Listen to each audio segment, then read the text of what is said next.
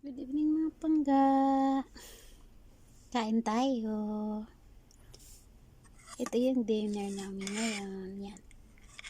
Nilagyan ko ng luncheon meat. Yan siya. Tapos may corn, vegetable, carrot. And then, nagluto ko ng favorite na lagay ko to chicken wing.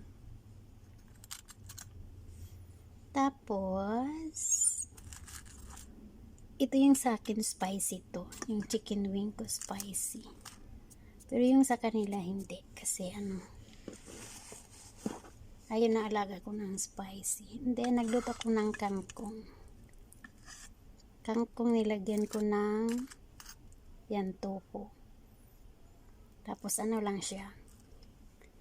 Lagyan ko lang ng oyster sauce. Kain tayo.